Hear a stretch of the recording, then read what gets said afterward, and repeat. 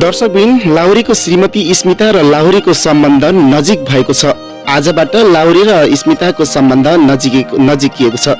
लाहुरेले आफ्नी श्रीमती स्मितालाई आजबाट सिन्दूर पुनः पहिरिएर घर भित्र्याएका छन्। दर्शकबिन नमस्ते, म वीर लिम्बू। तपाईँ यति बेला hit TV Nepal online television हेर्दै हुनुहुन्छ नि हाम्रो अनलाइन टेलिभिजनलाई सब्स्क्राइब गरिदिनु होला र नजिकैको घण्टी बजाइदिनु होला। दर्शकबिन लाखौं नेपालीहरूको सोच अनि विचार थियो लाहुरेको श्रीमती स्मिता घरमा आउन् अनि सानी छोरीको स्याहार सुसार गरून् र लाहुरे सँगै मिलेर बस्छन्। लाखौं नेपालीहरूको विचार र धारणा अनुसार लाहुरेको श्रीमतीलाई पुनः फेरि लाहुरेले घर फर्काएर ल्याउन सफल भएका छन्। दर्शकबिन लाहुरेको माया र लाहुरेको श्रीमतीको मायाले सारा नेपालीमा खुसियाली छाएको छ भने माया प्रेमको लाहुरे र स्मिताले चाहिँ सम्बन्धलाई नजिकबाट ल्याउन सफल भएका छन् भने उता लाहुरेका नाठो भनिएका नारायण यादव पनि आजबाट लाहुरेकी श्रीमती स्मिताबाट टाढा भएकी छिन्। दर्शकबिन नारायण यादव लाहुरेको श्रीमती स्मिताबाट टाढा भएका छन्। दर्शकबिन लाग्छ माया प्रेम भनेको यस्तो सम्बन्ध हो, सबै मानिसहरूलाई माया प्रेमले अन्ध बनाउने गर्छ। त्यही अन्ध माया प्रेममा बाँधिएका स्मिता र लाहुरेको कथा सुन्दाखेरि जो कहीको पनि मन रुन सक्छ। दर्शकबिन आज हामी लाहुरे र स्मिताको जीवन कथाको बारेमा कुराकानी गरिरहेका छौँ। आज लाहुरे र स्मिताको घरमा बल्ल खुसियाली छाएको छ। लाहुरे र स्मितालाई परिवारले स्वागत गरेका छन् भने परिवारमा रहेकी सानी छोरी पनि आज खुसीले रमाएका छन्। दर्शकबिन लाहुरेको जीवन कहानी पक्कै पनि डरलाग्दो र दर्दनाक हुन सक्छ। इन्डियन लाहुरे राहुल इन्डियामा धेरै दुःख र कष्ट गरेका थिए विगत र वर्तमानमा। लाहुरे जब घर फर्केर आउँछन्, घर फर्केर आउँदा आफ्नो श्रीमती स्मिता घरबाट निस्किएकी हुन्छन् इन्जिनियर नारायण यादवसँग। तर उनीहरूको त्यो सम्बन्ध नजिक बनाउनलाई केही युट्युबर साथीहरूको सहकार्यमा नारायण यादवको हातबाट फुत्कन सफल हुन्छ आज स्मिताको सम्बन्ध। स्मिताको सम्बन्ध र राहुलको सम्बन्ध अत्यन्तै नजिकको गाढा देख्न सकिन्छ। राहुल र स्मिताको एक इन्टरभ्यूमा धेरै आँखामा आँसु रसाएको थियो।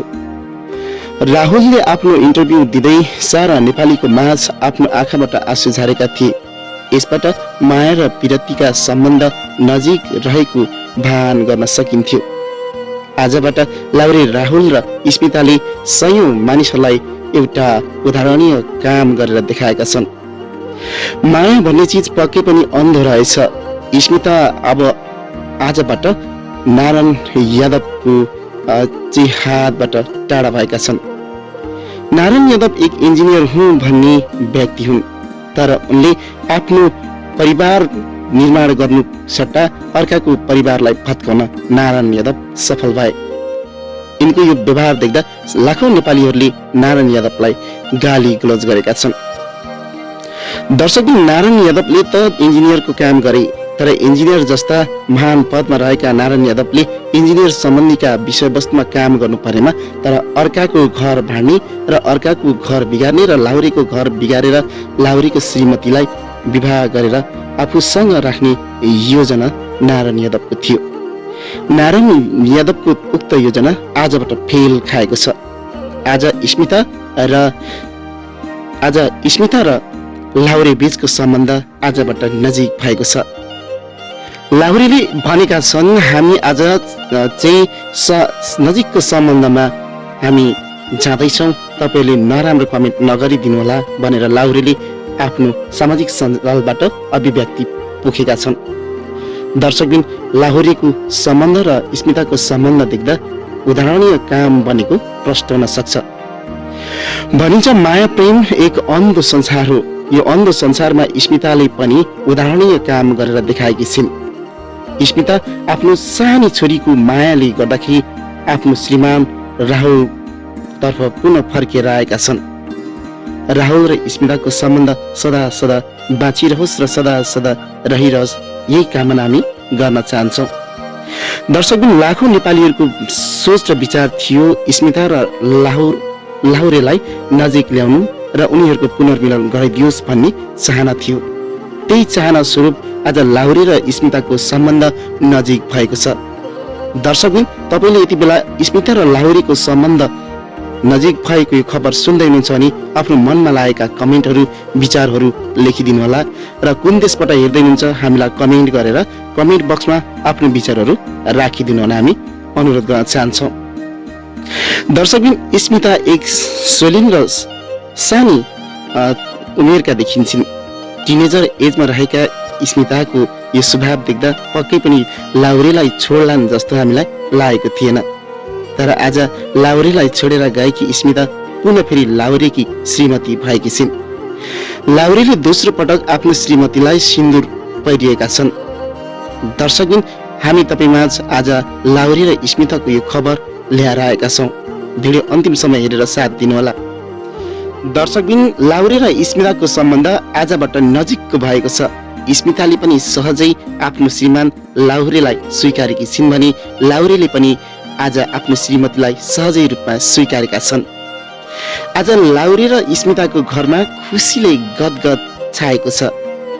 लाहुरेले आफ्नो श्रीमतीलाई सहजै स्वीकारेका छन्।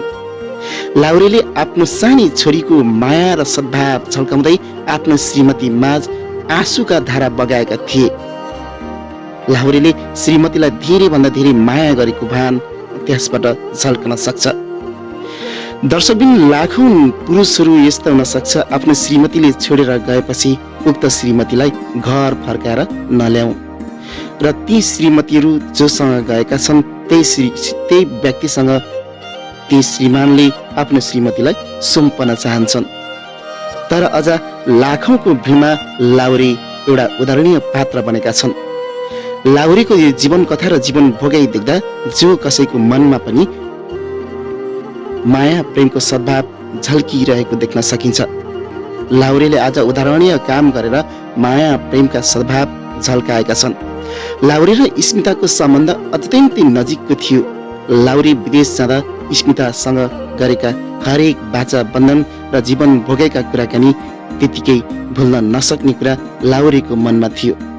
लाहुरेको परिवारमा आज खुसियाली छाएको छ।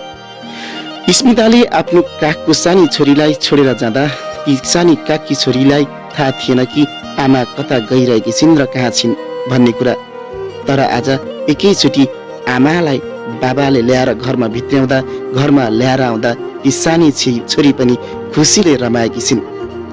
दर्शकबिन लाहुरे र स्मिताको यो कथा सुन्दाखेरि हामीलाई एउटा ठुलो इतिहासको कथा जस्तो लाग्न सक्छ।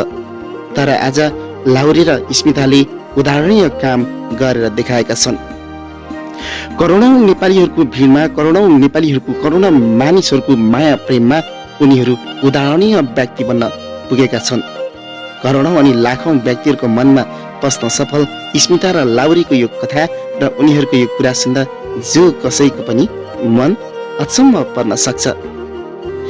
भनिन्छ आफ्नो श्रीमती गुमाएका श्रीमानले पुनः फेरि पुनर्मिलन गरेर घरमा ल्याउला र घरमा राख्ला भन्ने जो कसैको मनमा उक्त कुरा अभिव्यक्ति अथवा जो कसैको पनि सोच नहुन सक्छ। तर आज करोडौंको भिडमा लाहुरे सफल एक लाहुरे बनेका छन्। लाहुरेले अब आफ्नो श्रीमती स्मिता र आफ्नो सानी छोरी सँगै राख्ने आजदेखि बाचा गरेका छन्। दर्शकबिन लाहुरे र स्मिताको सम्बन्धले गर्दाखेरि आज लाखौं नेपालीहरूले हेरिरहेका थिए कि ती सानी छोरी अब कहाँ जान्छन्, कहाँ बस्छिन्, ती सानी छोरीलाई कसले स्याहार गर्छन् र कसले स्याहार गर्छन् र कसले पाल्छन् भन्ने धेरै दुविधा थियो लाखौं नेपालीहरूको भिडमा। तर आज स्मिता घर फर्केर आउँदा लाहुरेले सहजै स्वीकारेर घरमा भित्र्याउँदा स्मिताको परिवार मात्रै होइन लाहुरेको परिवार पनि खुसीले गदगद भएका छन् भने काखका साना छोरी रमाएकी छिन्। दर्शकबिन माया प्रेम भन्ने चिज यस्तै हुँदो रहेछ। संसारमा न माया न प्रेम, माया प्रेम बिनाको संसार अधुरो र अपुरो नै हुँदो रहेछ। त्यसैले त आज लाहुरे र स्मिताले आफ्नो माया प्रेमलाई बाचा बन्धनमा बाँधेर पुनर्फेरि विवाह गरेका छन्। दर्शकबिन, आजको हाम्रो सामग्री कस्तो लाग्यो? आफ्नो मनमा लागेका कुरा कमेन्ट बक्समा कमेन्ट गरिदिनुहोला र नजिकैको हाम्रो hit TV Nepal YouTube channel subscribe गर्न बाँकी छ भने सब्स्क्राइब गरिदिनुहोला र नजिकैको घन्टी बजाइदिनुहोला भन्दै म तपाईँको आफ्नै साथी वीरू लिम्बू अहिलेको बसेबाट बिदा हुन चाहन्छु। हस्त नमस्ते, सेवारो।